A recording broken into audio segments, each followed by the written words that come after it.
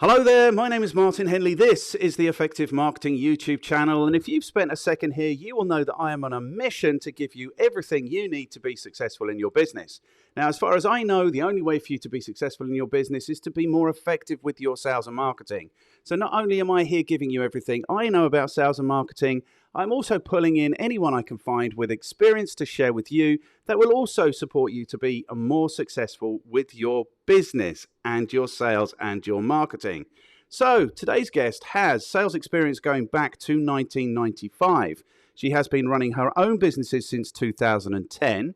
She is the social media princess and the founder of the LinkedIn Sales Formula and a keynote speaker. What you might not know about today's guest is that she is also a closet knitter, crocheter, and dot painter. Today's guest is Julie Mason. Good morning, Julie.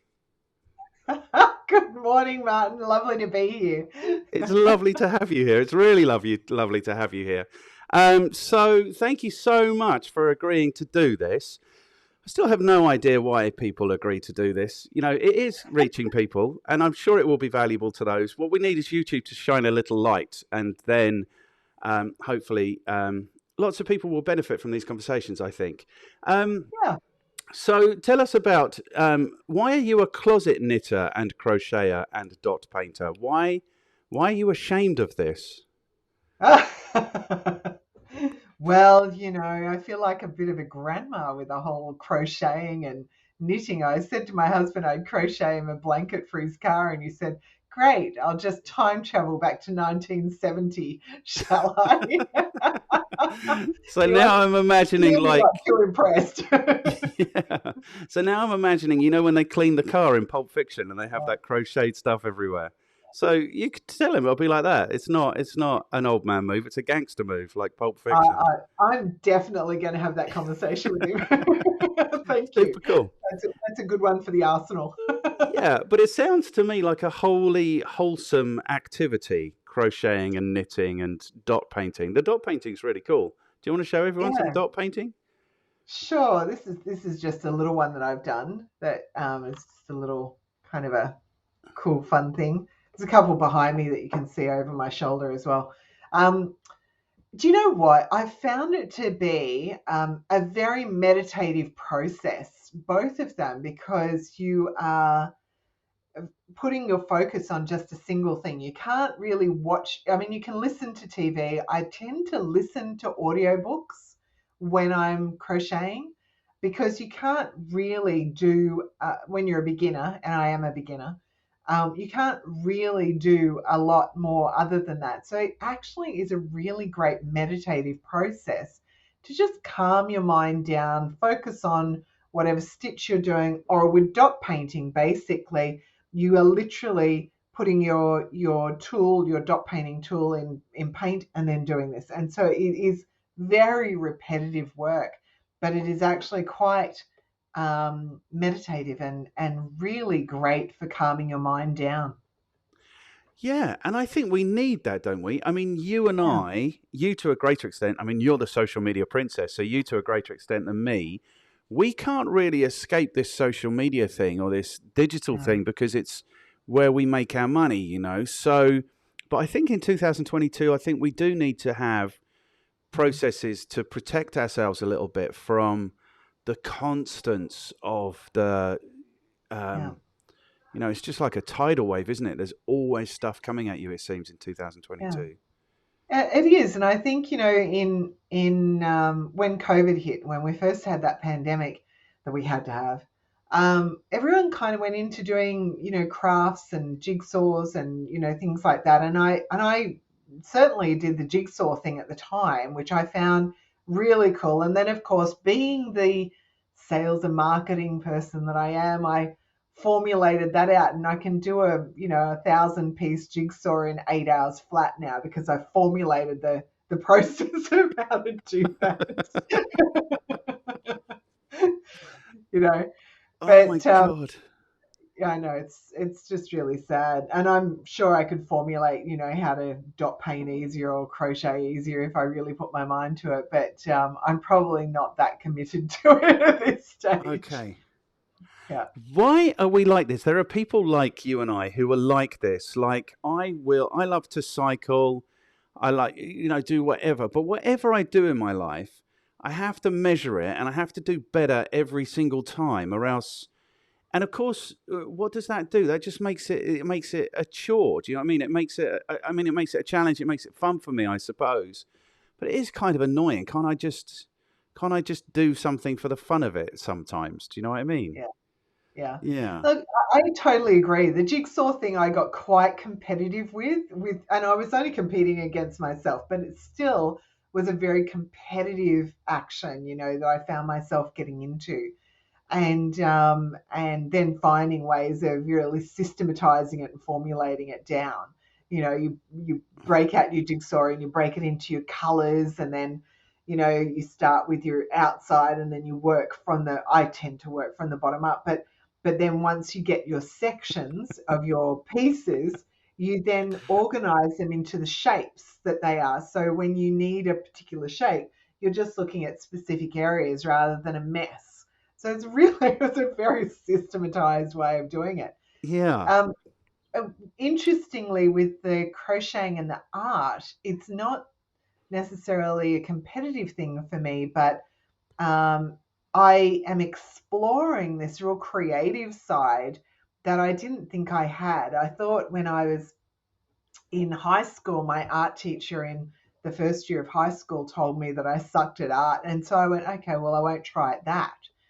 And so I kind of put it down. And it's interesting how the words that people say to you when you're younger, and even now as we're adults, that can actually change the trajectory of your life. And so I never thought that I was very artistic. But I was really intrigued watching, interestingly enough, YouTube videos on dot painting. I thought, I can do that. That's not too hard. This is just dotting in a particular method, and it's all quite systematized out with your grid lines and everything. So it became, and then I tried some freehand and found that quite interesting as well. Cool, really cool. And the thing is, like, I'm laughing because this is like a reflection. It's like I can't just do things. I have to understand it.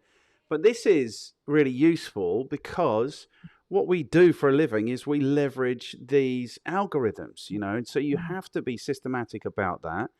mm. Because the way I frame it is these corporations will rinse you of your money if you are not extraordinarily careful and good about the way you go about using them for your business. So it's useful It's a skills, I marriage think. though, Martin, because it's a marriage of systematization and creativity, 100%. Yeah. right? Mm, Yeah, 100%. And mm, this is what I say to people because I teach digital marketing, is what I do most of the time mm, for money. If I have to have money, I do have to have money occasionally. So I teach digital marketing and I tell them this is like almost a perfect balance of mm, creativity and mm, systemization, or geekiness and creativity. And so, mm, and then various scales. So if you can go in any direction from there, maybe. mm, Okay, super cool. So now we are segueing beautifully to what we're actually here to talk about, which is your specialist subject. So you are a LinkedIn marketing specialist, so strategist. So as you know, LinkedIn marketing strategist, let's get the keywords right. LinkedIn Well, marketing strategist. technically, I call myself a LinkedIn sales strategist because my background is sales, So Yeah. I'm looking at this from a sales perspective, generally speaking. Okay, super cool. All Yeah. right. So as you know, that's even an even better keyword. I'm sure that will be much less competitive. So, as you know, there are only 5 questions. So, the first Mhm, question is, how are you qualified to talk to us about LinkedIn sales strategy? The second mhm, question is, who do you work with? How do you add value to their lives? The third question is, what is your recommendation for people who are looking to get better at LinkedIn mhm. sales strategy? The fourth question is, what should people read? And the fifth question is, who can you throw under the bus who might endure to have a conversation like this with me? So the first question then, how are you qualified to talk to us about LinkedIn sales strategy? Yeah, good question. So I've been in sales for over 30 years and I've done 15 years in door-to-door cold calling. So first of all, I am hard yards sales. Most people groan when I say 15 years in door-to-door cold calling, but that gives you incredible insights into how to connect and build rapport and trust with people in order to be able to close the sale, how to follow up. So those hard skills that happened well before LinkedIn happened translate quite effectively. And I remember about 14 years ago, I was sitting in a workshop. I think the workshop was how to get on the front page of Google. This is 14 years ago. It's a lot easier then than it is today, I'm sure.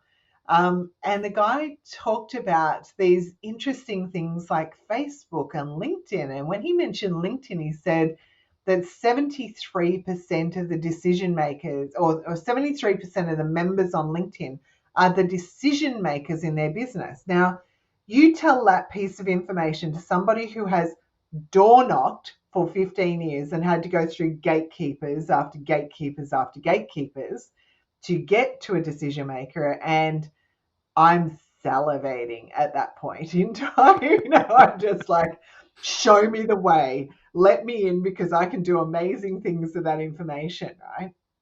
And so that was the start of my love affair with LinkedIn back then. And I think I went home from that workshop. It was a 3-day workshop.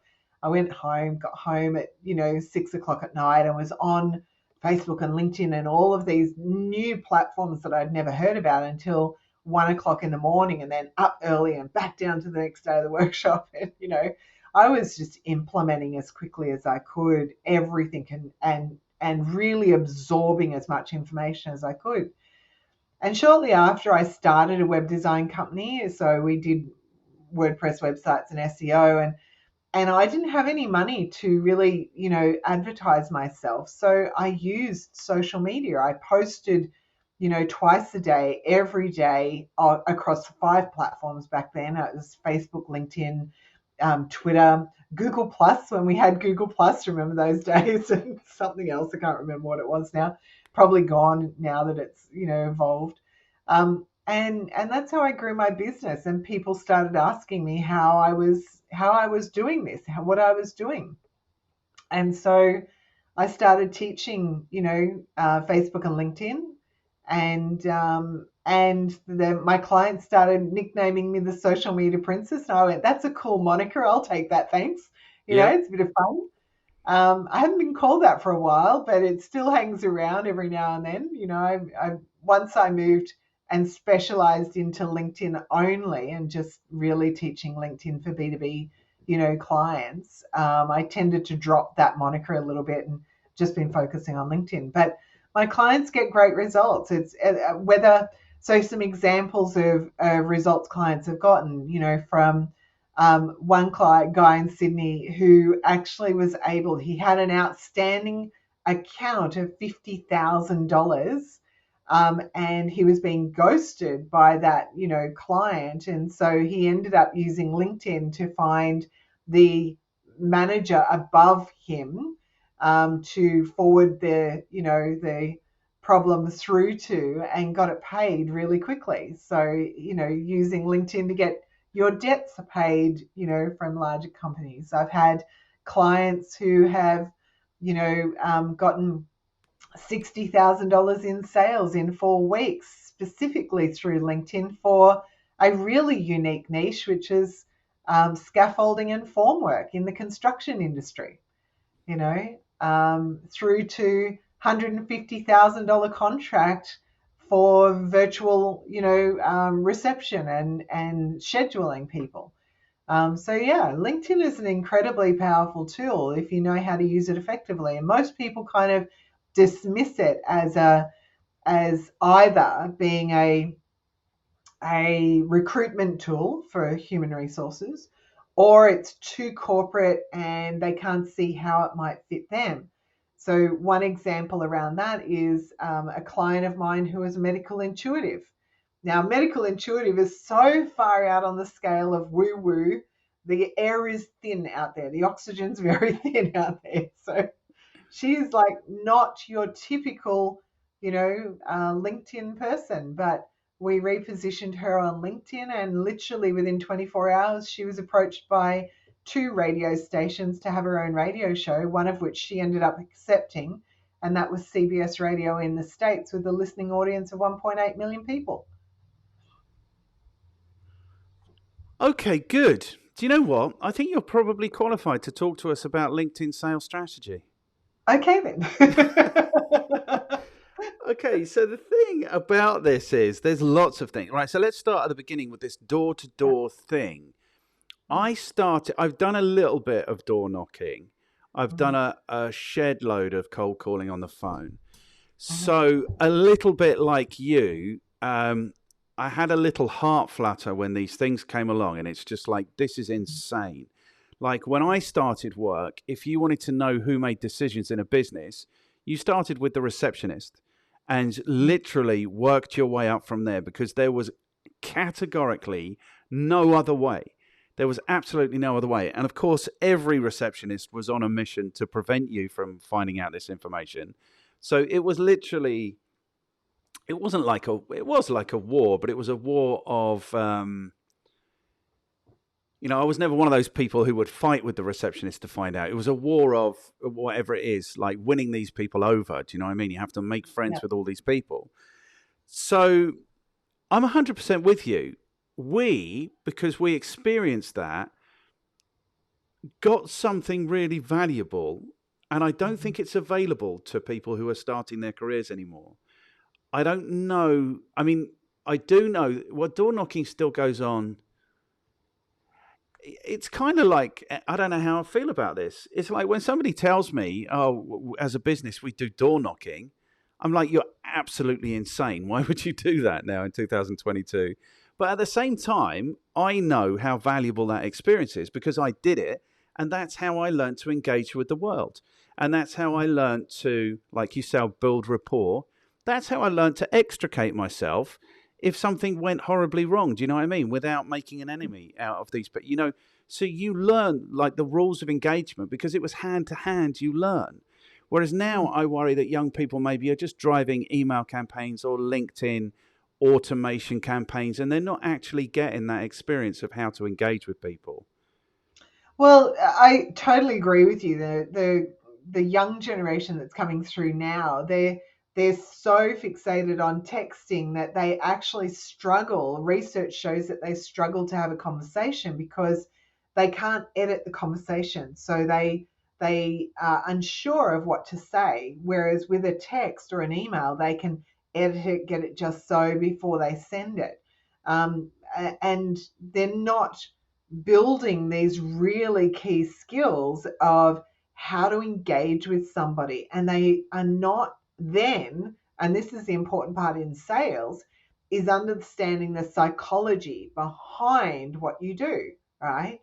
So when you are in what you and I would call, the hand-to-hand combat of cold calling, which it really is to some degree, there is a lot you learn about psychology, about persuading people to take on your services, right?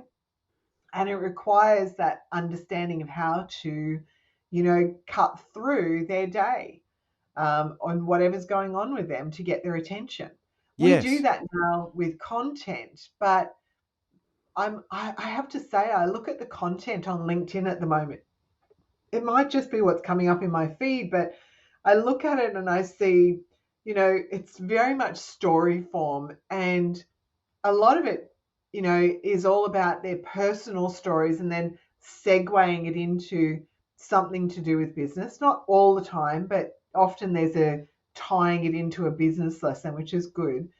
And they're getting great numbers of views, etc. But I wonder how much of that actually translates into hard sales, if that makes sense, and some of the stories, whether they're going to actually make it more damaging to some people's reputation, depending on what it is that they're getting on the bandwagon on, right? Yes.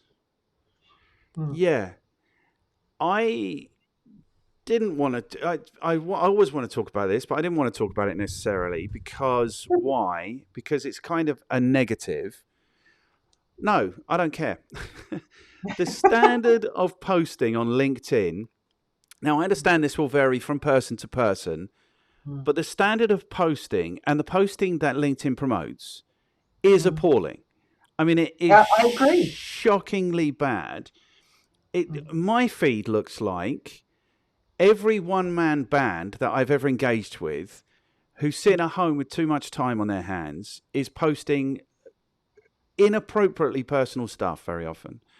mm. It feels a little bit like the conversations that would go around the water cooler. We had a comedy sketch show in the noughties called Little Britain. I don't know if you ever no. Catherine Tate is the one that I'm thinking of in the Yeah. noughties, and one of these sketches was where this guy would come in on a Monday morning and brag about what he'd done at the weekend, and if he'd Mm, been involved in a charity or he'd done a hike or he'd done whatever, but it was always like he was there bragging about what he'd done, and that was the mm. joke. That is what's going on in LinkedIn now in terms of the posting.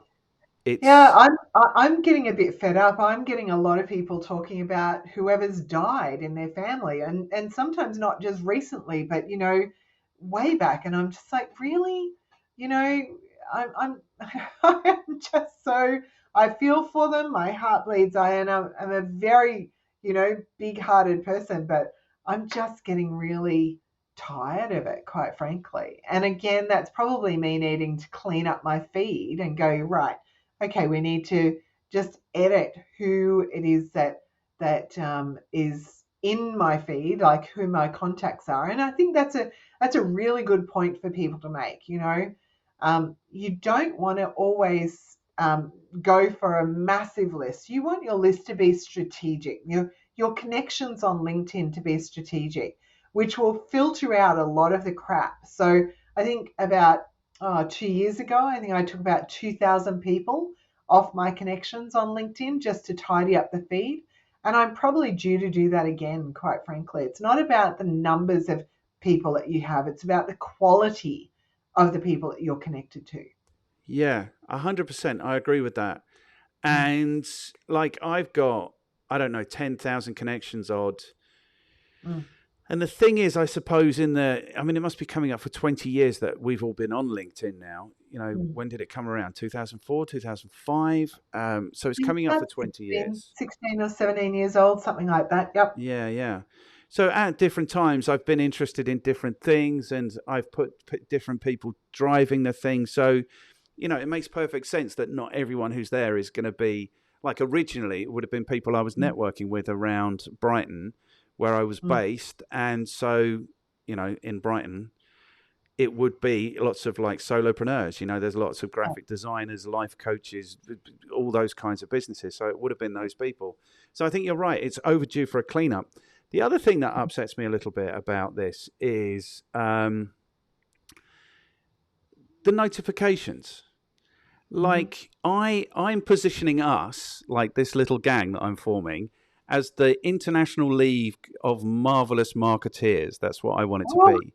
So love it. now, because it really Yeah. is. It's been that. Like I think I don't know. I've lost count. Like you might be the 65th person I've spoken to.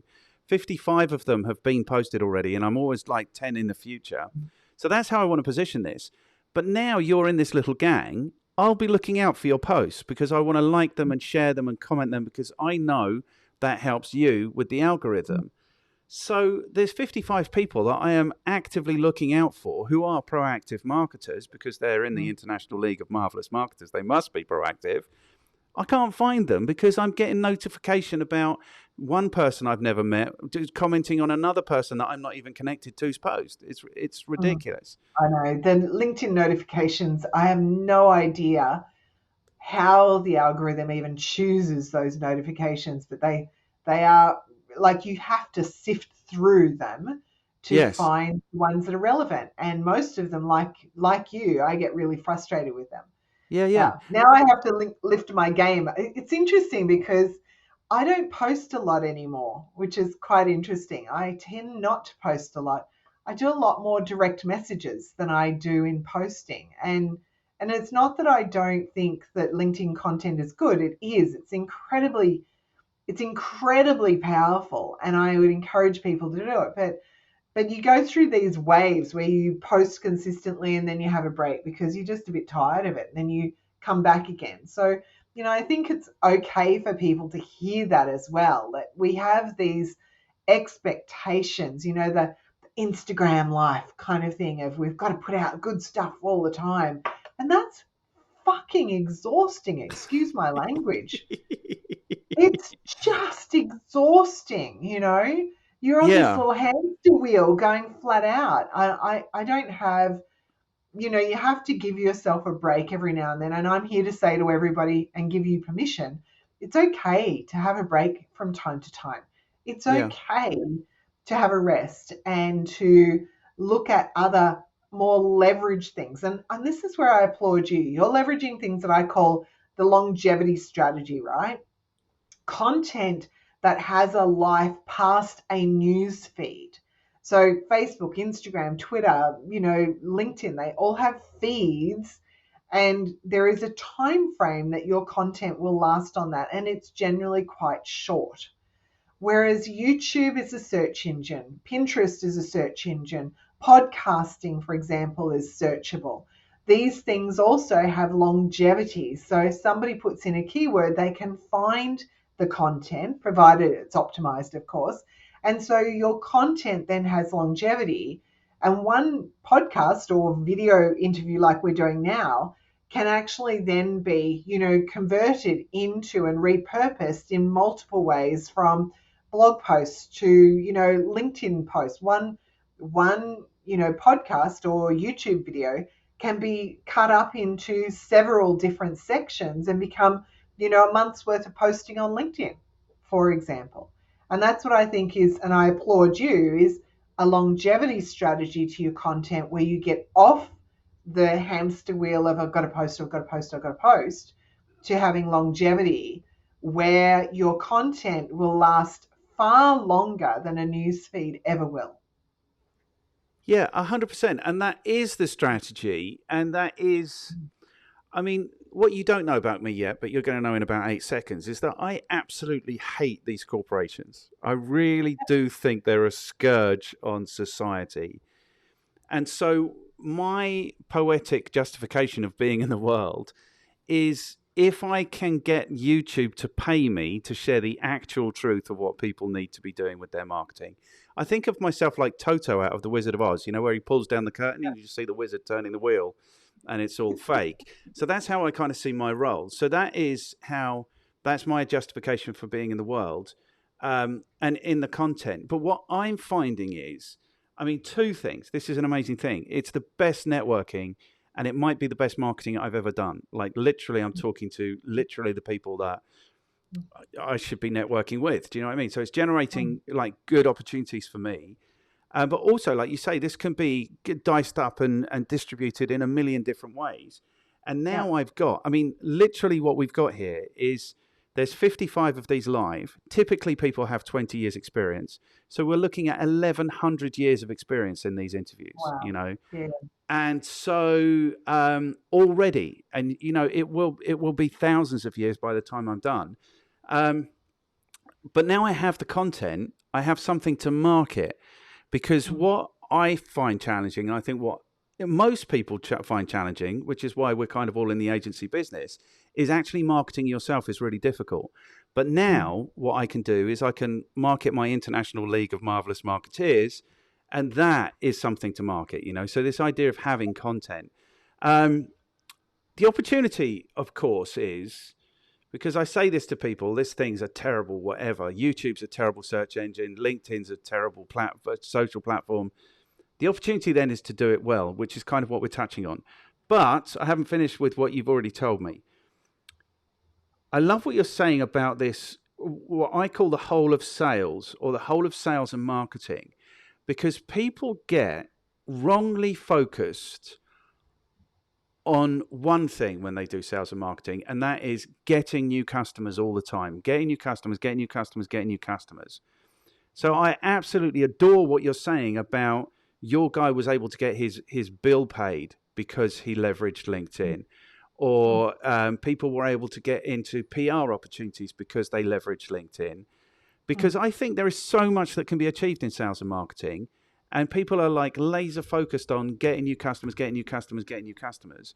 For me, sales and marketing is really the whole of business, and it starts with like way before you think about a customer, what it is you're actually going to provide, and it doesn't end until the money's in the bank, because then you want to get more money in the bank from that same customer by delivering more value.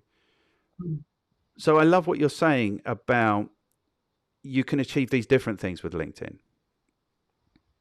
Yeah, absolutely. And I think, it's important for people to know that they're like LinkedIn is a very deep and complex, platform in and of itself. So Yeah. so that being said, there are so many different ways that you can leverage it. But as I've given some really simple examples, from getting your bill paid through to, yes, getting new clients. I even remember one client who was a luxury home builder and renovations company down in the Southern Highlands of New South Wales.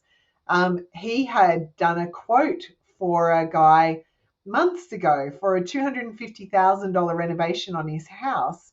And again, the client made all the right sounds in the sales process. Oh yeah, that's fabulous. Oh yes, that's great. Thank you so much. We're very excited about this. And then went quiet. Nothing happened. Like, didn't respond to voicemails, didn't respond to emails, didn't set a date to go forward. It was just ghosted again.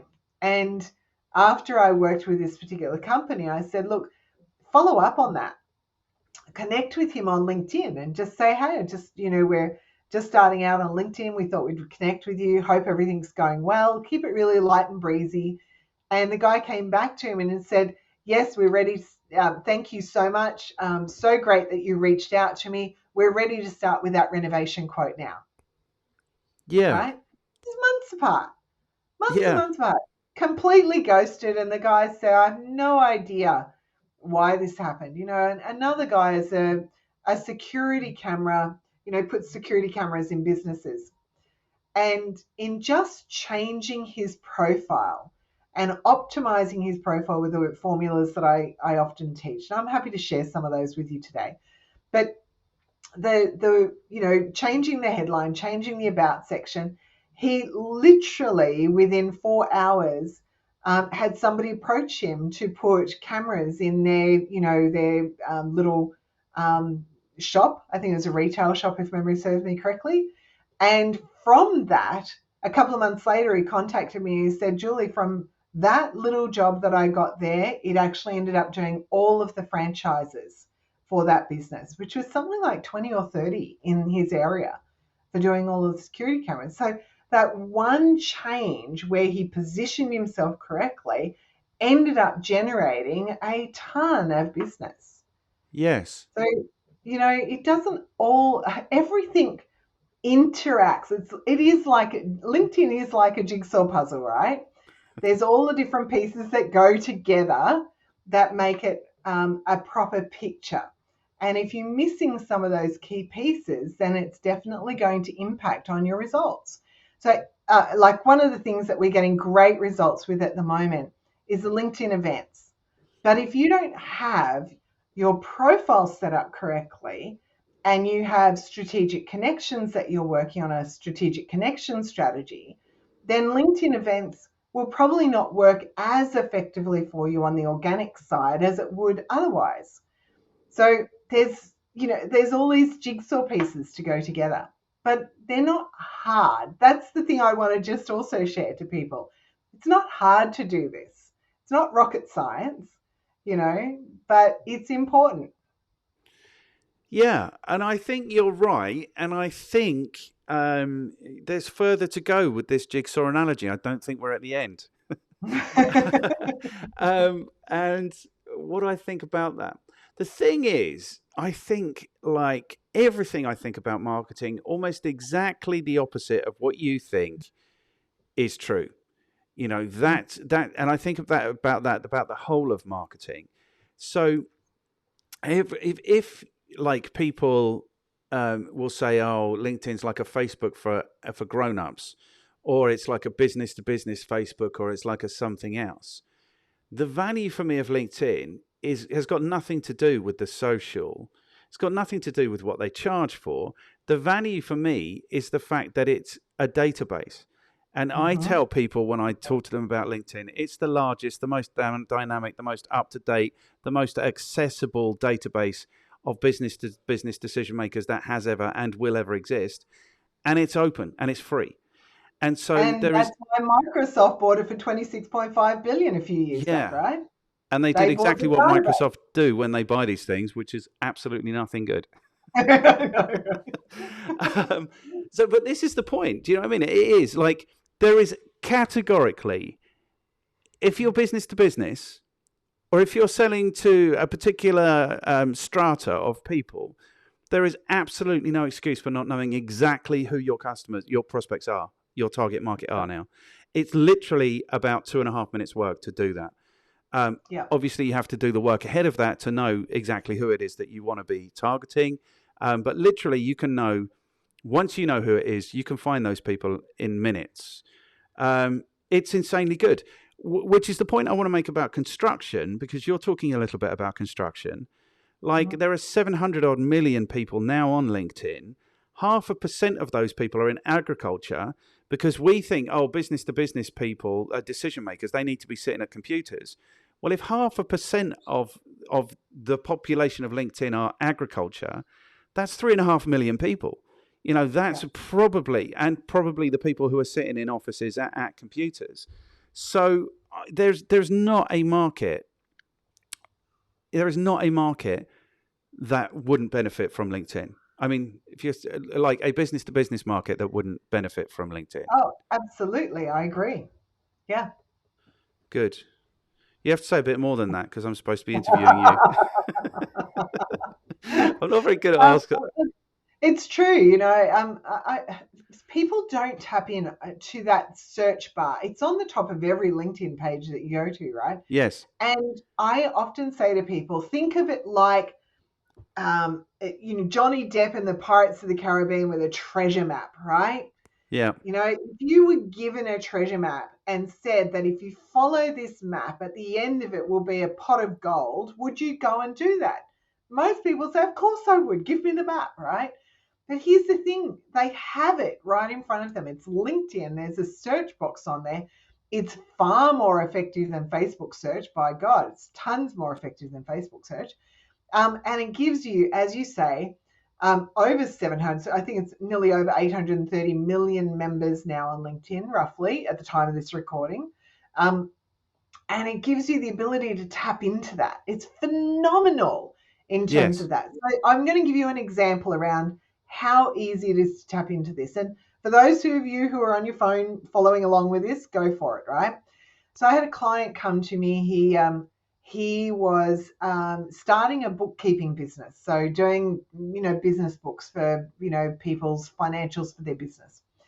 And he said to me, look, I am a bit of an introvert. I don't like doing the whole networking thing, in person. It's not my game. I was told to come to you because you're really good at LinkedIn, and LinkedIn might be good for introverts. And I said, it's perfect for introverts. It's great. Let's use that. And I said to him, so who's your target market? And of course, what does he say? Everyone. And I Everyone. said, okay, right. It's everybody says that. But here's the thing, the more granular you can get on knowing exactly who your target audience is, the easier it is for you to find them, without doubt.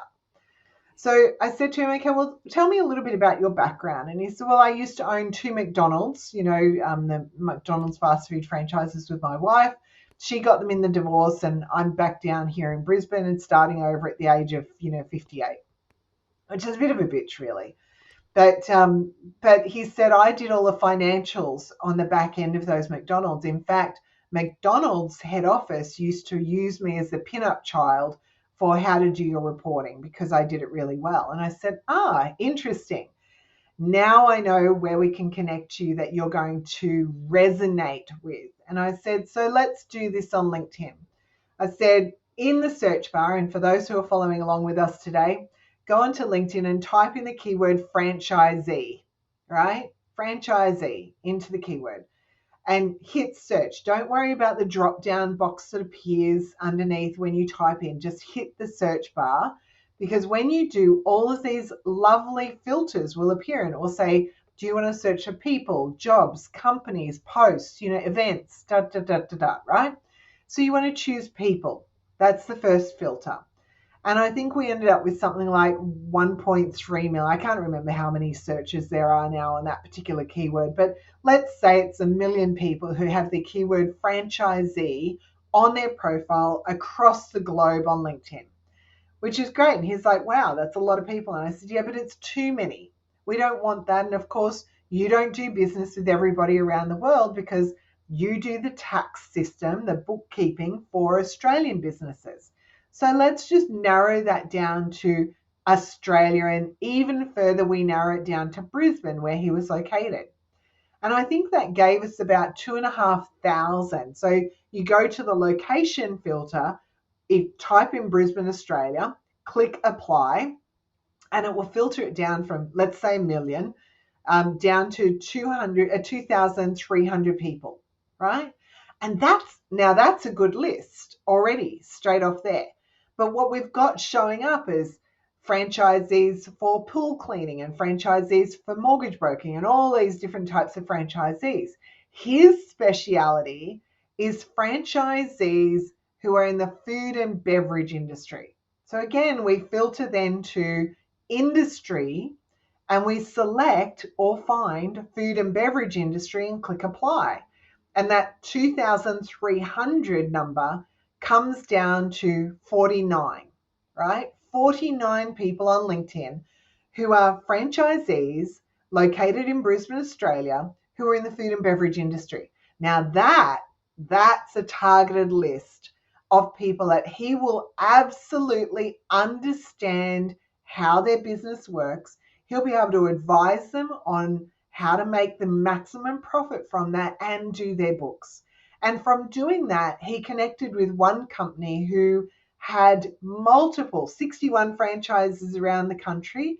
He ended up doing a proposal to do all the bookkeeping for those franchisees. Yeah. Sorry, I've left This you is, gobsmacked, right? I'm gobsmacked. Yeah, I just wanted to let you think I'd frozen for a second. What was so this is where people go wrong.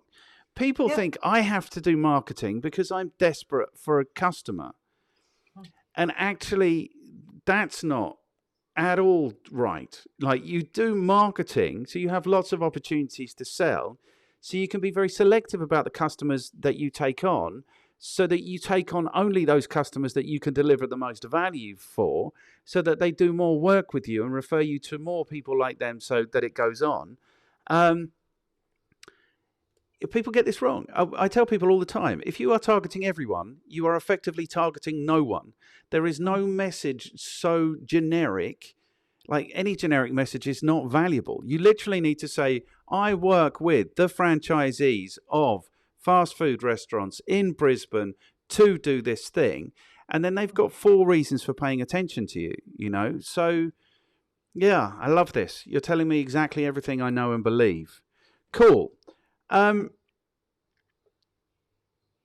Do we go on? Because I want to talk to you about this events thing, because it sounds really exciting. So do we look? Well, let's go to question number 2 then. We're on question number 2. We're 43 minutes in. But you're already giving us a sense of this, I think, like who you work with and how you add value to their lives. But that is question number 2. So maybe you can let us know how you've leveraged this events thing, maybe for the benefit of your clients. Yeah, look, we had a LinkedIn events way back in the beginning, and then for some reason, LinkedIn decided to delete that feature, and we wandered the wilderness for several years, and they recently brought it back a couple of years ago. And here's the really cool thing with LinkedIn events. Whether you run LinkedIn events or whether you do what I affectionately call stalking, and I'm going to share my joke around stalking. It's where 2 people go for a walk and only one person knows about it. Totally creepy in real life. Don't do that. But on LinkedIn, totally acceptable. We love to stalk on LinkedIn, right? Right. So, so whether you run events or you want to find where your target audience is hanging out, LinkedIn events is a powerful way to do that, right? So let me give you some statistics around LinkedIn events at the moment. There are 24,000 events created on LinkedIn every week. And there are 1.5 million RSVPs to those events every week. Now you do the math on that. That equals about 62 people RSVPing to every event that's created, roughly. That's not Okay. bad numbers, right? Well, no, especially when you consider that most events, like real world or otherwise, have one or two people show. Yeah, and look, in the reality of it, that will be the same on LinkedIn events as well, because people will go, yeah, let's put up a LinkedIn event, and they post the LinkedIn event and then do nothing with it. So they will get one or two people that attend, and then they have no idea and they think it's a waste of time. So they throw their hands in there and off they go and say, no, that didn't work. But LinkedIn events can be an incredible, powerful thing. So I had a client in March this year. He recently moved from Melbourne up to Brisbane, up to the Gold Coast actually, and he was putting a 3-day in-person event on, which is like how exciting. We can get to go in-person events now. That was so cool, right? Yep. So he put on this 3-person event, and he'd left his marketing run a little bit late. And so he said to me, Julie, would LinkedIn events help? And I said, well, let's see how we go. I can't see any reason why not. I said, how many connections do you have on your LinkedIn? And he said, about 1,700. I said, great. I said, I'll set it up for you. We'll get it going.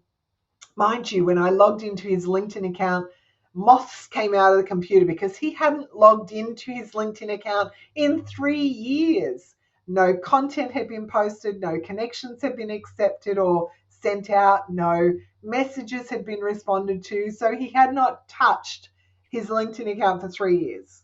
It was kind of like an abandoned house, right? Just nothing happening there. No lights on, nothing.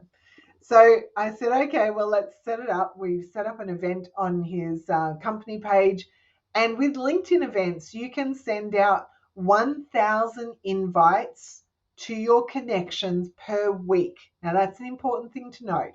So you can send out 1,000 invites to your connections, and it must be to your connections per week. And then you can't do any more. LinkedIn will stop you at that.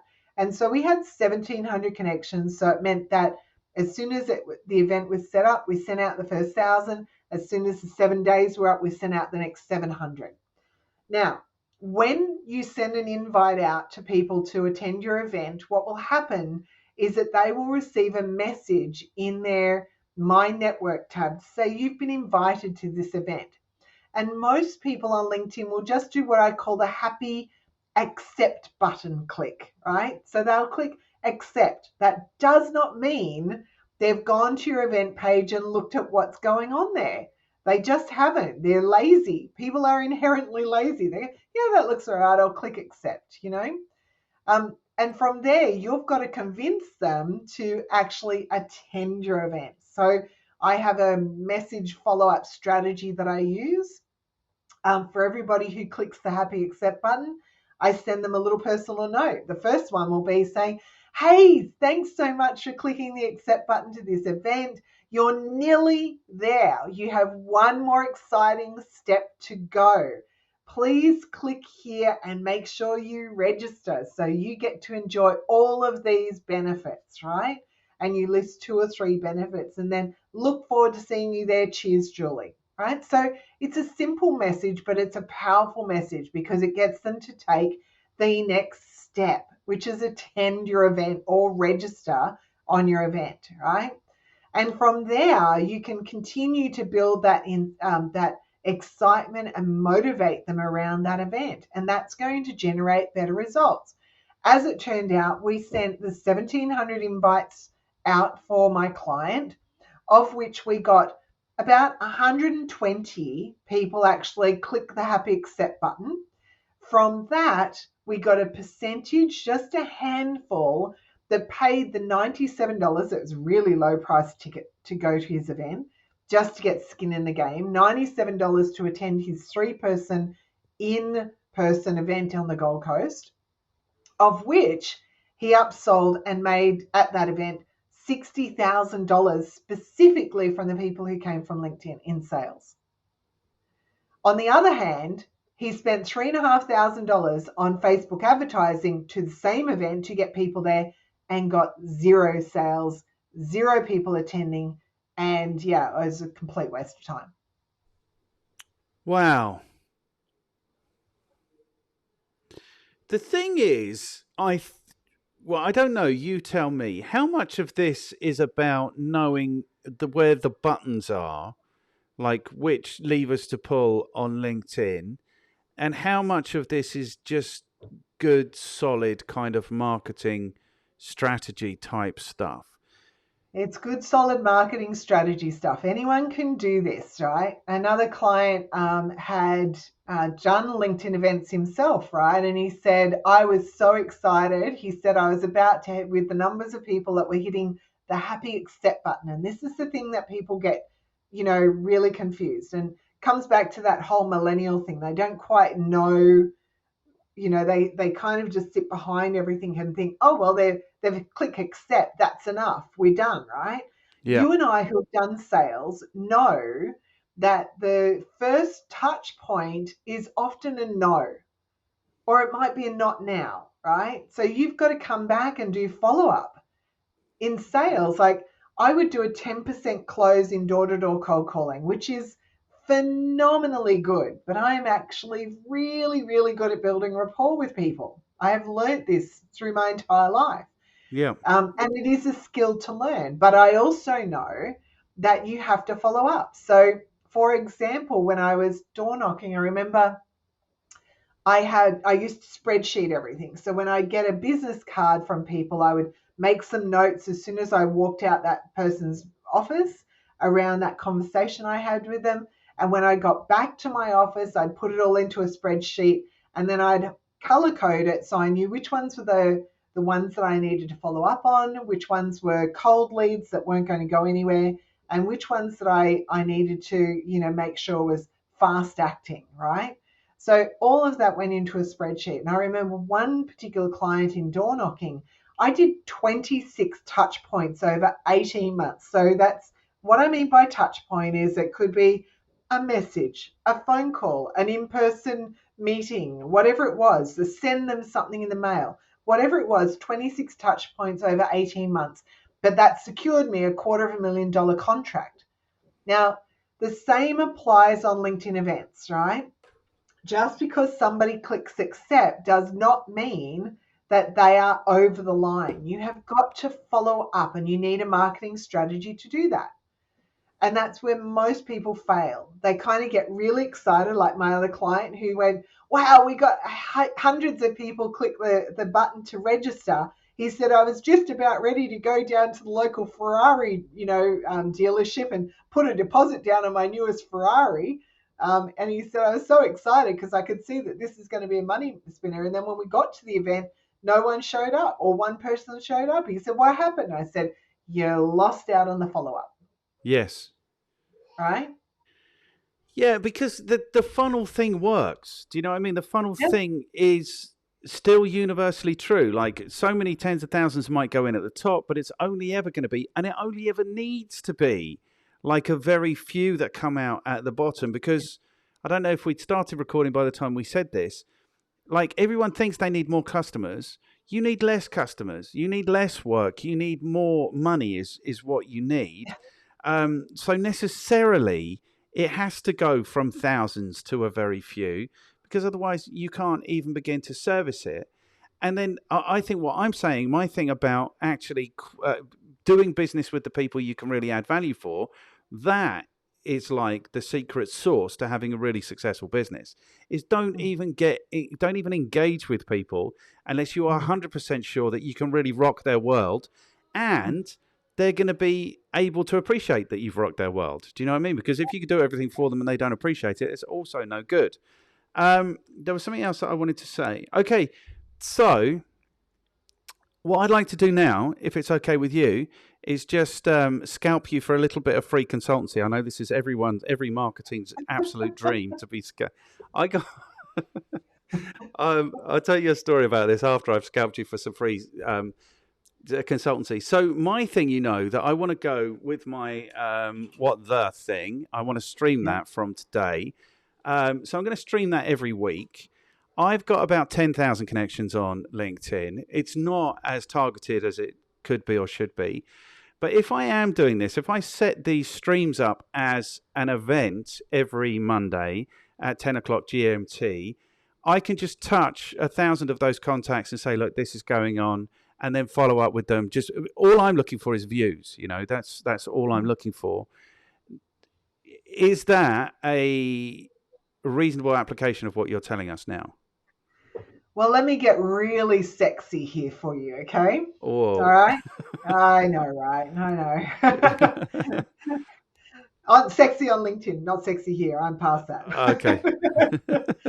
um, so let's talk really sexy stuff. So LinkedIn events, you can set up a LinkedIn event on your personal profile, or you can set a LinkedIn event up on your company page on LinkedIn. And this is where the sexy part comes in. If you have a privacy link on your website, like juliemason.com.au/privacy, with your terms and conditions of privacy around that. And you insert that when you set up your event on the company page on LinkedIn. LinkedIn, this is where it gets really sexy, so stay with me.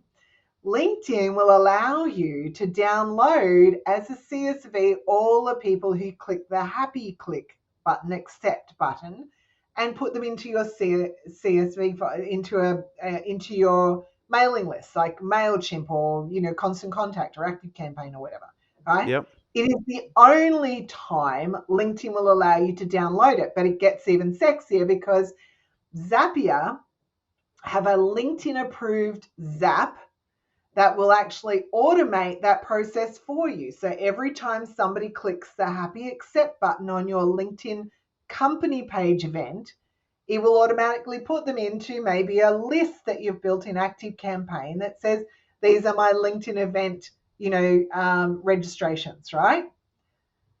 I can see your face. It's getting quite, right? Because we love automation. Marketing and Yes. salespeople, if we can shortcut this process wherever possible, we love automation. So if you set up an event and you did it's a rolling event. So what I mean by rolling event is that once that event is for this week is done, so WTF for the week starting, whatever month this is, Yep. um, you can then, as soon as that event's finished, edit that event, change the date for next week, keep your whatever it might be an ongoing, Zoom link that you have. It's a stock standard Zoom link that you set up, whatever that might be, and keep promoting that out to the next 1,000 people for this coming week, right? And Yep. keep building your list. Now, there's a lady on LinkedIn who's been doing a rolling event for at least a couple of years now. And her event is called Networking in Stilettos. So if you go to the LinkedIn search bar and click, and type into the search bar Networking in Stilettos, you'll see her, and then filter to events, you'll see her event page come up or her event link come up. She targets women entrepreneurs, or not necessarily entrepreneurs, but women on LinkedIn who want to network at a higher level, right? So she's targeting executive women and people who want to network with women who rock and roll, if that makes sense, right? Yep. So far, she's got 24,000 people who have clicked the happy accept button on her event page. And it's moving now organically on that page by a couple of thousand every month are being added, because she comes up now as one of the highest attended LinkedIn events. Does that make sense? But Yes. now you put your marketing hat onto that, and if she was automating that, which she is, to her email list, then she can take people off her LinkedIn, which is very clunky. And this is the part that you and I get so frustrated with LinkedIn. Everything is manualized, and you have to just sit there and click 1,000 buttons manually, and it drives you insane. Now, there are tools out there that can automate some of that for you, but please note that those tools go against LinkedIn's terms and conditions. And if you are caught using them, you will have your account deleted. So it's a big risk that you take. But if you follow the rules and you do this correctly, like this lady who's done Networking in Stilettos event, you can build a list of 24,000 people that every week you can send out an email to say, here's the latest episode of WTF. Wow. I keep gobsmacking you, don't I? Yeah, you do. It's good. I like it. What did I want to say? So essentially, okay. So does it matter? The question I have is, why can't I just set this up as a new event every week? Why does it have to roll? Because I think, and I don't know this for certain, but I think there's something to do with the LinkedIn algorithm that as you start to build more and more people registering for your event, which is why I've Or the suggested one like event? Networking Stilettos, it has that rolling event and it keeps coming it. So the registrations just keep building. And then LinkedIn go, wow, this is a pretty powerful event. It's got 22,000 or 24,000 people. Let's just, if you search for LinkedIn events without clicking any keywords in there, it'll be one of the top search results that may come up. So LinkedIn are going to promote that. Yay! Extra, people attending for no extra work. Yes. Wow. Okay, so I have to do this. If you want to know, let me flip this. I want to blow your mind even more, right? Because I Okay, haven't good. blown your mind enough, right? You ready? Yep. Okay, so even if you don't want to run events and you go on to LinkedIn and you put in a keyword, and I'm going to give you now a really niche example of this that you're going to go, wow. So I've got a client who is a geotechnical seismic engineer for underground mining. I know, To a penny. very niche, right? There's only 4 people in the world with his skills, and there are only 100 underground mines that he can help in the world. So it's a really limited niche. And when we set him up and started doing thought leadership on LinkedIn, etc., because he's mad skills around this stuff, one of the things that we needed to do is find where his target audience were hanging out. So I went up to the LinkedIn search box, this wonderful little portal to a treasure trove of riches, right? Put in the word geotechnical. That was it. Just one word, geotechnical. Clicked enter and then filtered to events.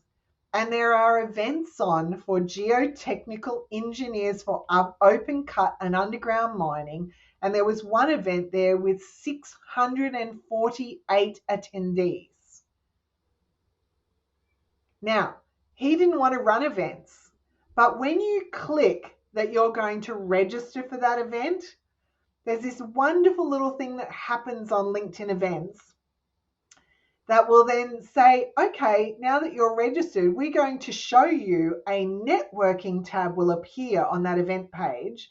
And if you scroll down, if you click on that networking tab, it will show you every single person who has registered for that event. Oh my And God. gives you the ability to message them directly through that event page. What? I told you I'd blow your mind again. Yeah, but the beauty of that is not only are these exactly the right people, but these are exactly the right people who attend events. So these are are these people who actually show up, or these people who hit the happy accept button? They're the happy accept button, so there's still Right. some filtering to do. But he didn't want to run his own events. Not everybody does, and that's okay. Let's go back to the networking in stilettos, for example, right? Yeah. She's targeting women who want to network at a high level. So if my target audience was executive women, for example, damn it, I'm going to hit register for that event page. And then I open up the networking tab on that event page and it shows me those 24,000 people. I can then go and network to my heart's delight on her hard work that she's done to collate that kind of community. Happy Yes. days.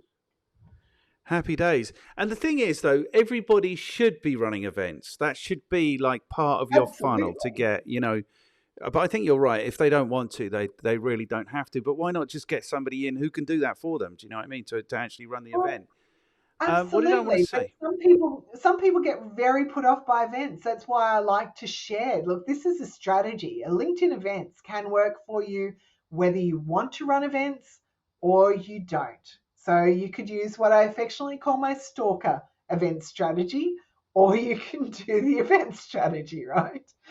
Whatever rocks your boat. I'm still a little bit freaked out by your. It's where two people go for a walk and only one of them knows about it or something. That's frightening. Um, Please don't do that in real life, people. It's totally acceptable on LinkedIn, but don't do it in real life. yes. Okay, cool. Okay, so the one question I have about this, because this is going on my to-do list right now, is the one question I have is I have to run this as from the company page. That's cool. You don't you don't have to, but if you want to build a list You and you want do, to right? automate it, Yeah, absolutely. Why wouldn't you? 100%. Okay, I definitely want to do that. But then I can run it on the company page, but I can invite my connections. So Yeah. so that's what I need to do. Okay, And here's good. the thing, if you have, let's say, for example, you're a digital agency and you have 4 or 5 of you that are all, connected to your company page, for example, there is no reason why person A can't invite 1,000 people to his connections. Person B invite 1,000 people to their connections to that event. Yeah. Person C does the same thing. So if you've got 5 people and you've all got over 1,000 connections at least, you've got the ability for each of you to send 1,000 invites to that event. That's up to 5,000 invites that can be sent to that event, for example, in that, idea. So yeah, Yes. it doesn't have to just be 1,000 to your own list. If you've got a couple of people who are on that event or on that page, they can all do it. And then if you want to get really proactive, you can reach out to people who might have the connections that you want, attach them to your company page and leverage their network and reciprocate for them maybe occasionally. You could do like an Absolutely. affiliate And type thing. absolutely, you can do some JVs and leverage other people's networks without a doubt, and that's great for cross promotion and joint ventures. I highly recommend that. Yeah. But if you are really, let's say, for example, that you have got low connections, but you think this strategy is really good for you, you want to maximize it, you've got money to spend, but not enough time because to build your connections on LinkedIn have reduced the limited number of connections that you can do to 100 per week. So you want to be, either uploading your database onto LinkedIn to build it up quickly, or you're stuck doing 100 connections per week, which is why you really want to have a strategic connection policy on LinkedIn. But also, let's say you want to run an event, build a list, and you don't have the time to do 100 connections per week. LinkedIn, in their advertising section, have an ad group for LinkedIn events where it will self-populate the ad, and you can then laser target who you want that ad to go to using LinkedIn's amazing database and the ability to get very granular on that and spend your money and go out that way and build your event list up. Wow. I've had bad experience. Well, I just want to like okay, so sorry, just one like detail thing before, and then we can end the consultancy session and you can invoice me and that will be fine. Um, so if I have this rolling event, I can just change the description. So I can change the link because my events are going onto YouTube. So I can just Yeah. change the link and it's happening on this link each week and then hit another 1,000 people. Okay, super cool. So I understand that. That's cool. The thing is, like what I'm doing is quite it's not particularly niche. It's like I want to reach a large audience, but the topics are quite occasionally they're quite specific. So today's is pricing strategy, for example.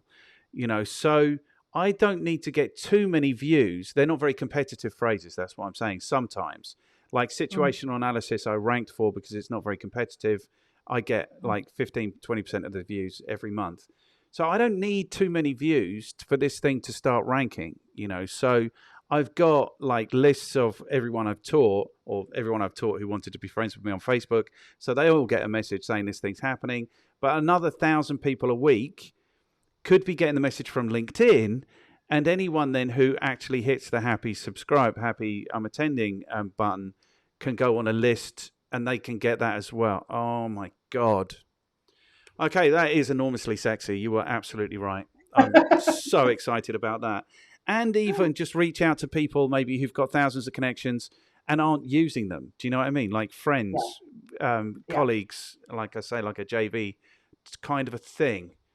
Cool. Good. I'm excited about that. I'm really excited about that. I've written down LinkedIn. LinkedIn is back on my to-do list now. There's a lot I could be doing here. You've motivated me. Okay, I'm so cool. pleased. Excellent. It only took you an hour and 10 minutes and 45 seconds. So, what do I want to Yeah, know but now? The we third. spent the first half an hour talking about jigsaws and crocheting. Come on. We have to do that for the rapport. That's so people know that you're a nice person that they want to listen to. What did I want to say? Question number 3. Yeah. What's your recommendation for people who want to get better with their LinkedIn sales strategy? What's your recommendation for those people? Invest in some training or invest in somebody who can guide you through that, because most people, they approach LinkedIn like throwing spaghetti at the wall to see what will stick, and it's a very frustrating a strategy approach to take. They'll do a whole heap of content and they might get some good views. They'll do LinkedIn articles. They'll just throw everything at it, Yep. um, and they'll connect with everybody. And of course LinkedIn, kind of say, here are people you should know, and so they'll go through that, and that to me is not strategic at all. You really, like, you and I both agree, and we've said this multiple times on this call, and I think it's a point worth hitting home again.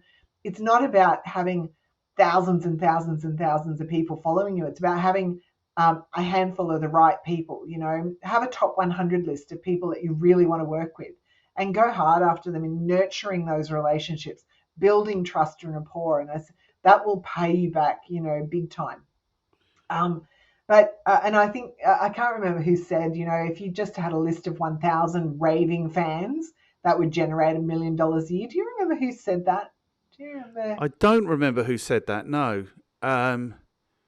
You've heard it though, right? I've heard it. Yeah, yeah.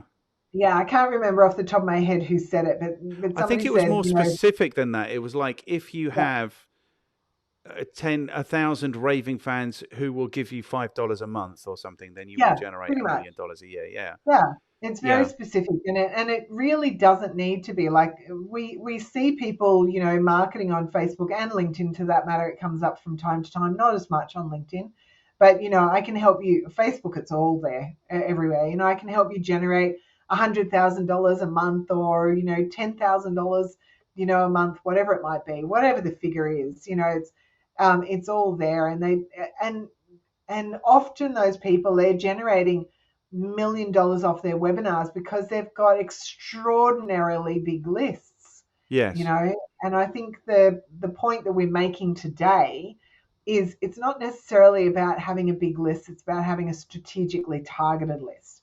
If yes, you've got a small price product, then you're going to need a big list to make a lot of money. If you've got a large price product or a larger price product, you don't need as many people. And so yes. you can afford to have a top 100 list, for example, and really nurture those relationships. It's about building that trust and rapport, and that's really important. Yeah, 100%. And what did I want to say about that? Um, the only person I've spoken to twice on this podcast is a guy called Barnaby Winter. I need to cough. Clear my throat. That was the most pathetic cough I've ever done in my life. Um, so, Barnaby Winter, and he was saying, he describes it as the fraud of the broadcast industry. This idea that everyone on the planet needs to be aware of your product and service. He says, like, if I need to make 8 sales, I don't want more than 10 people on my website, because I want them to be exactly the 10 people that are going to take value and will see the value immediately and respond. Yeah. And I think that's really valuable. I think there's only really 2 ways to go. If you're in the content business, like I want to be in the content business, okay, then I need audience. Then absolutely I'm looking for a big audience. But if you're in business and you intend to turn up at these people's offices and have relationships with them and understand them and do all these things, then 100%. There's a guy, he seems to have disappeared. Oh, I tell you why, because I pay YouTube $10 rather than get the ads now. But he used to come up every day, and he'd be like, oh, if you haven't got 200 leads a day coming into your business, then you're going out of business. Oh. And it's like, because you and I know that a lead is work. And literally 200 leads is for a single salesperson. Thought, isn't it? What's that? It's an overwhelming thought. Just the thought of having 200 leads come into my business every day.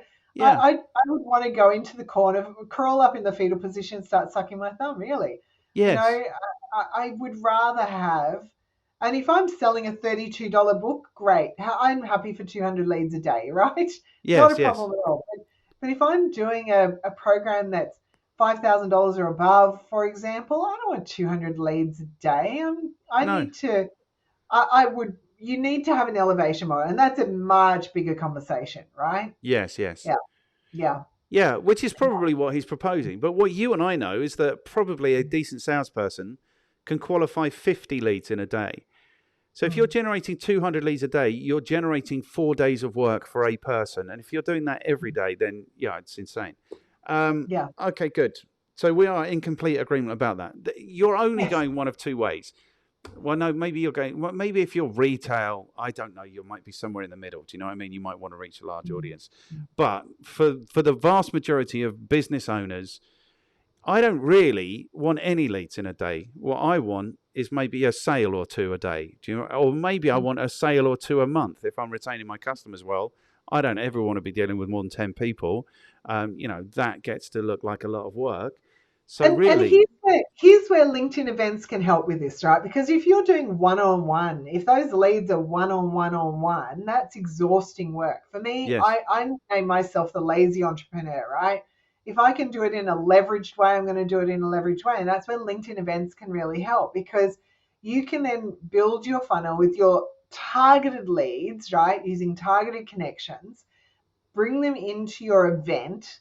And then you've got the ability to go one-to-many and sell your services en masse, as opposed to, and you don't want it to be a huge pitch fest. Your event needs to be great value. It needs to showcase your skills and ability, and it needs to let the people know who are coming to the event that you've got a solution that can help them, right? Yes.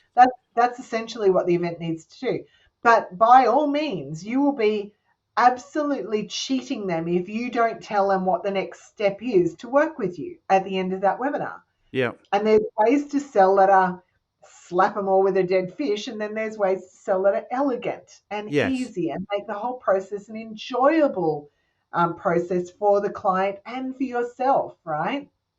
And we don't often teach that side of things. Often they just get slapped with a dead fish, and it's this really hard segue into a heavy sales pitch. But it doesn't have to be. And this is where I think LinkedIn events, if you want to get 200 leads in a day coming in, ringing your phone off the hook, or your email filling up like no end, go for it. But I'd much rather do it into an event, maximize that, sift out the people who really are ready to take action now, move them into a buying, process, and the others continue to nurture them until they're ready to buy, right? Yes. 100%. Okay, so I think you're right. People should get help with this. I think there's a real necessity to agency in marketing. I really think you need outside eyes supporting you to do this. I'm 100% convinced of that, because people just don't get it right if they're left to their own devices. They need somebody who does this all day, every day. Of course they do, because then you get the most efficiency. Brilliant. Okay, good. that's the end of like the three questions where you showcase your brilliance to the world. Is there anything that you should have said that you didn't say? Oh, probably tons, but we don't have time, so I'll save Okay. it for another time. Is there anything that you didn't say that you should have said? um, Go and do LinkedIn events, you know. Yeah. Okay. I think you made that point really clear. Okay, good. So that brings us then to question number 4, which is what should people read? Or, Oh, because yeah. it's 2022, it needs to be a bit broader sometimes. Like, what content should they consume, maybe? Look, I firmly believe that people need to keep upskilling on sales. Sales is changing, rapidly from back in the days when we were, cold calling. It has changed considerably, and I think it is a skill to be learned, and therefore it's something that you need to study. If you want your business to be successful, you need to know how to sell. And I've taught so many people how to sell over the years, and they just clam up at the point of closing the sale, or they get so nervous and they have all these mindset stuff around it. So my advice is to definitely definitely read books on that. One of my favorite ones that I've given hundreds of copies away over the years is called Smart Calling by Art Zobsak. I think I've spelt his or pronounced his name. Forgive me if I haven't. I'm a bit dyslexic, but Smart Calling. And the reason why I like that book is because art provides really great examples of scripts in there. And scripts are not things to be afraid of. They're things that will build your confidence and help you do a good job, right? But those scripts, even though it's for telephoning, I actually often amend them to use them as LinkedIn messages to build rapport.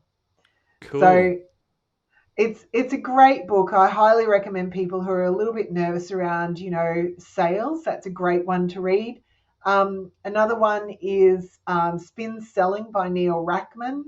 A brilliant book which will take you through, particularly if you're closing high net worth, deals. So let's say anything over $5,000 and above. That's a really great book because often at that point somebody will need to have a conversation with you before they just hand over 5 grand. Yes. So that will take you, and the spin is not a nasty kind of a spin. It's about an acronym for the types of questions that you need to ask through that process, because a salesperson at the end of the day has 2 ears. We all have 2 ears and 1 mouth, but in sales, that ratio is really important. It's not about talking somebody into the sale. It's about asking questions and listening intently, and then making sure that you've understood them and guiding them through to the right process. And that book helps people do that really, really well. So there are 2 of many of my favorite top books. Super cool. Yeah, selling is another thing that that people get completely wrong. Yeah, I absolutely love selling, and I think of selling as like making friends with people, really understanding not their that. needs and really supporting them to buy the right Yeah, things that are going to add yeah. value, So people get that entirely wrong. Brilliant. Okay, cool. I'm motivated also to read those books. Um, Cool. Brings us to question number 5. Um, I need you to throw a couple of people under the bus, and Sure. the way it works best is if they're people and you can set up kind Yep. of an invitation, then that's absolutely the way it works best. So, who are you going to throw under the bus? Well, Okay. firstly, So let's qualify this first. How have you enjoyed your experience of the Talk Marketing I've Show? loved it.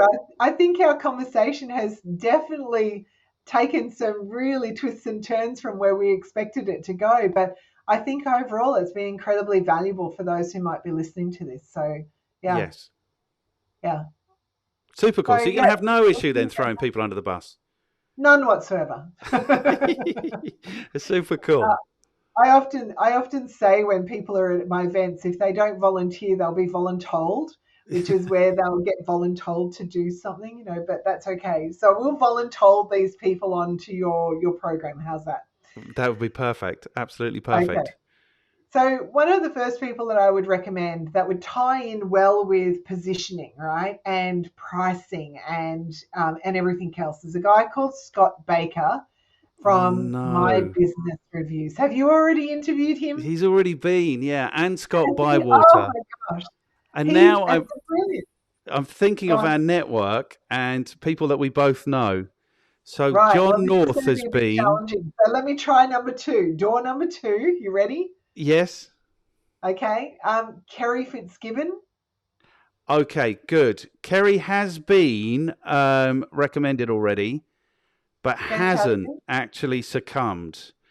Well, So I will send Kerry her is an overdue email. for another nudge. Yes. I will be happy to email her and do an email introduction for the two of you. But Kerry is brilliant with her Facebook marketing. And so, we talked all about LinkedIn, and LinkedIn is great. But if you want to get really good traction on Facebook and you don't necessarily want to pay lots and lots of money like my friend did with $3,500 and get zero sales from it by Yep. just boosting your posts, etc., which effectively is now what we would often call idiot tax, right? Yep. That idiot tax is spending money and getting no result.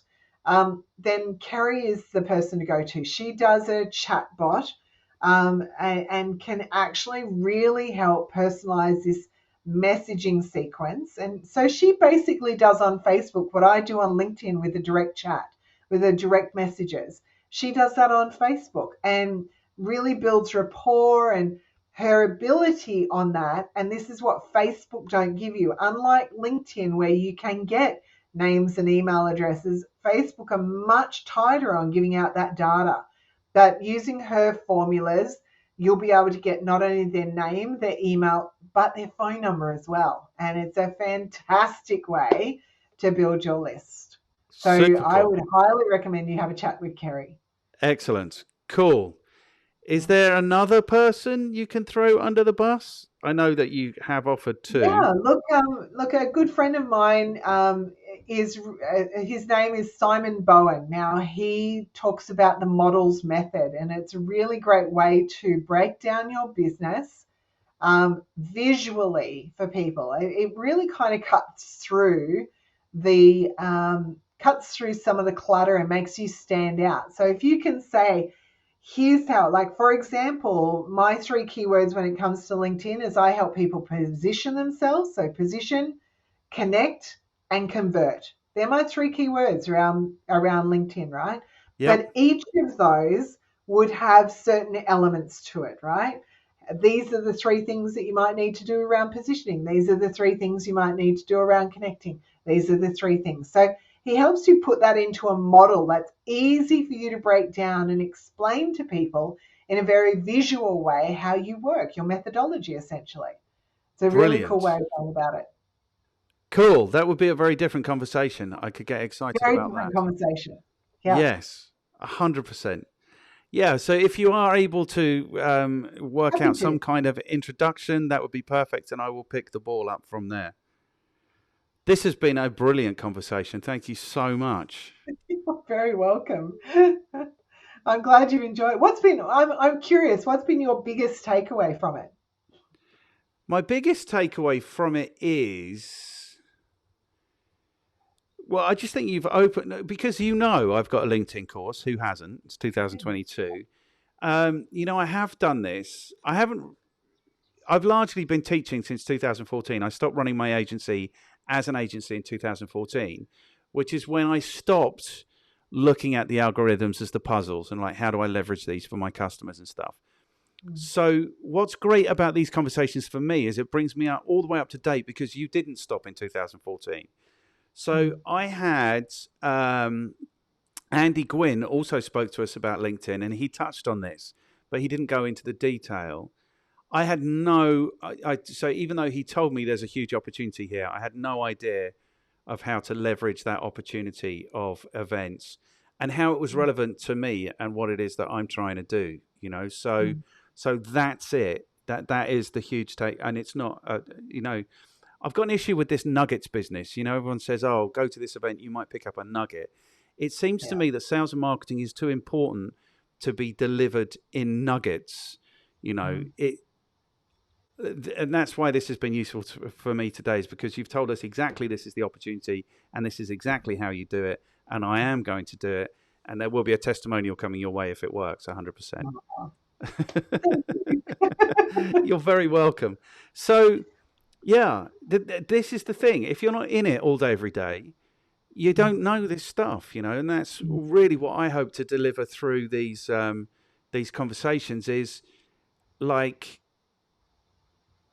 there is more opportunity than you imagine in these things. And in LinkedIn, for example, is 100% true that it's exactly the opposite to what you think you need to do.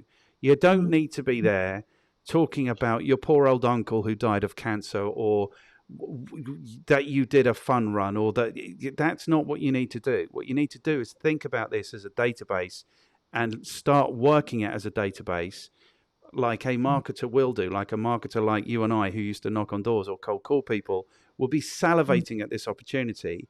But I don't think people are. I think they think if they just post enough dross, at least people will know they exist. That's not the game. The game is not to let people know you exist. Yeah. The game is to let people know the enormous value. No, specifically the right people know the enormous value you can bring to their lives. That's the gig.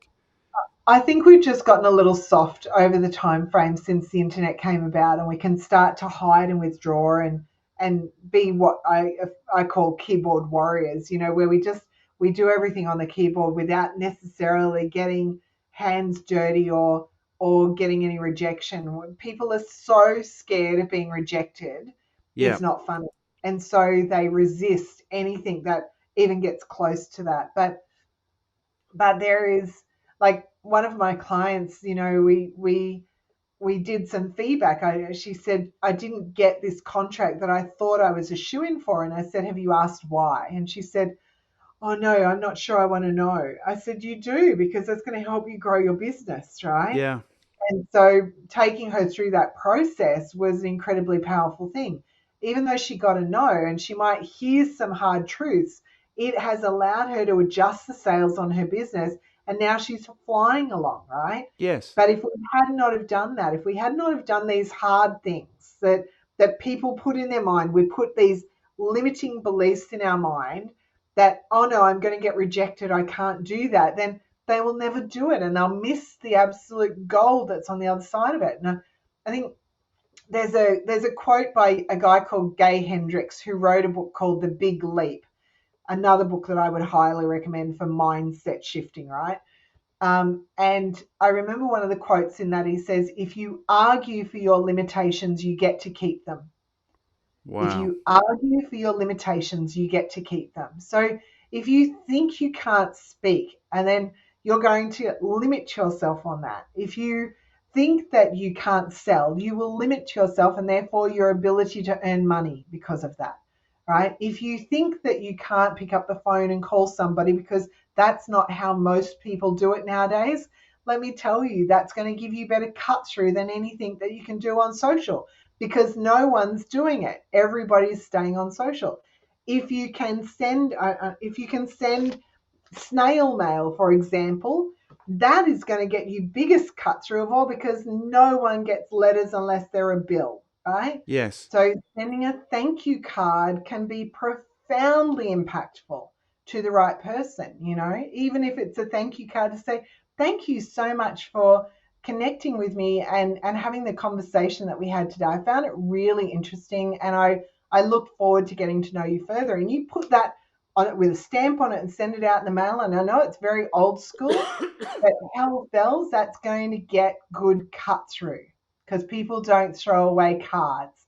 We don't get them nowadays.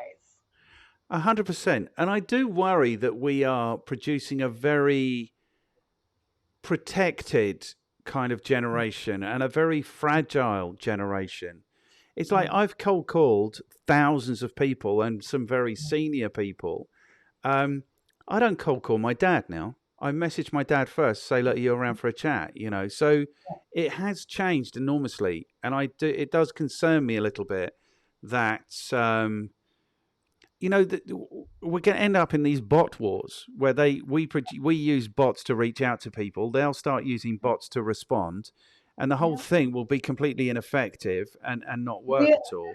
the statistics are we are the most connected we've ever been, and we're the most loneliest we have ever been because of that. Yeah, We are connecting on a superficial level and not connecting on the deeper level. And there's a sales saying that I've had: the deeper the conversation, the better the conversion, right? So the 100%. deeper you go with your conversations, the better the conversion will be.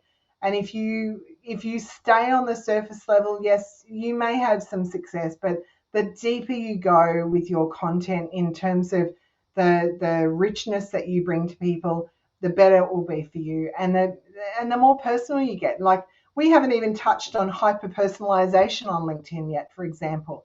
Another great way to really cut through. And I know we've run out of time, and we'll have to save it for another time. Yeah, no, 100%. I'd love to have that conversation.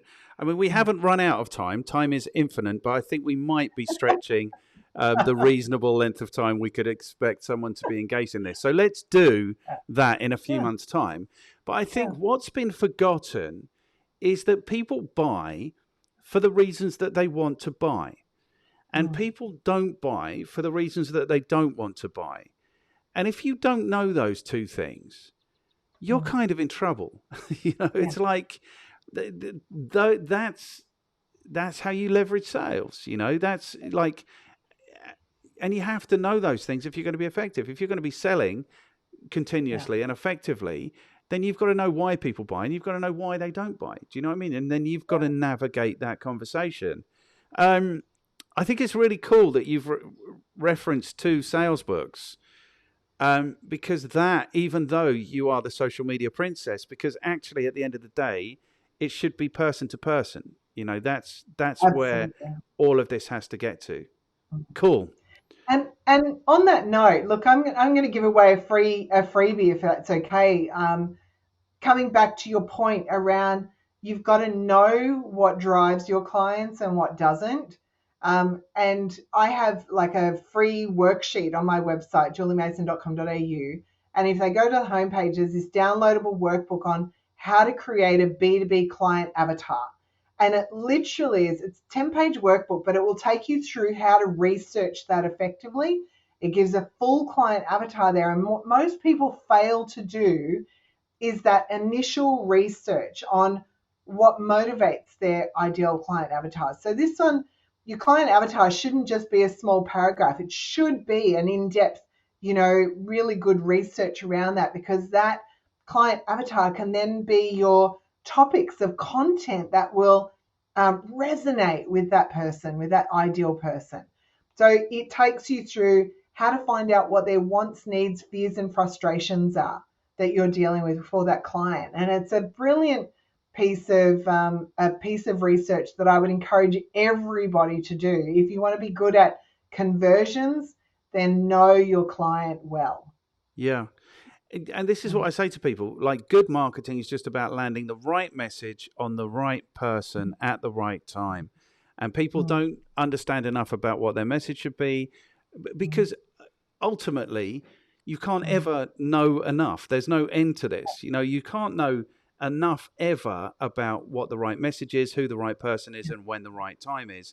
And this is why, as marketers, like we said right at the very beginning, you have to be creative and you have to be a bit geeky, but you mm. also have to be, I think, endlessly curious, because that way you're always asking these questions and challenging.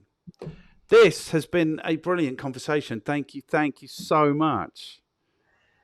Absolute pleasure. Thank you for having me, Martin. It was an absolute joy. Okay, cool. So what we'll do is we'll say goodbye now, for anyone who's still watching. And then what we'll do is we'll stop recording. We'll say goodbye like normal human beings. Sounds fabulous. Bye, everyone. Bye, everyone.